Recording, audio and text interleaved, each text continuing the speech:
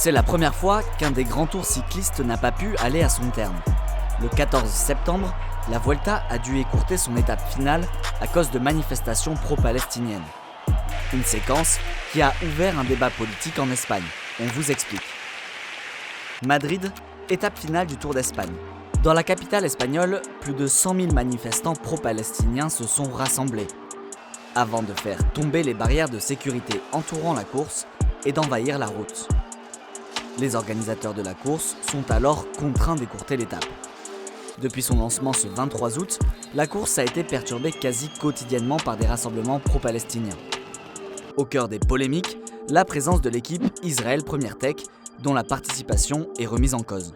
Ces manifestations ont ravivé les tensions politiques en Espagne. D'un côté, le Premier ministre espagnol Pedro Sánchez a salué cette mobilisation avant le dernier jour de course.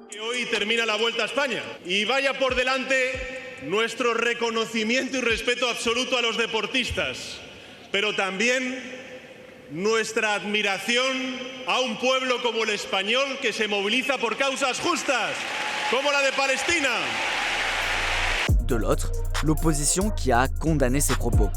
Lorsque le Premier ministre encourage le boycott de la Vuelta dans sa propre capitale, il devient directement responsable de chaque incident qui se produit. En Israël, le ministre des Affaires étrangères, Gideon Sa'ar, a qualifié Pedro Sánchez de honte pour son pays. Il y a quelques jours, le Premier ministre espagnol regrettait de ne pas disposer de la bombe atomique pour arrêter Israël. Aujourd'hui, il a encouragé les manifestants à descendre dans la rue. Pedro Sánchez et son gouvernement, une honte pour l'Espagne.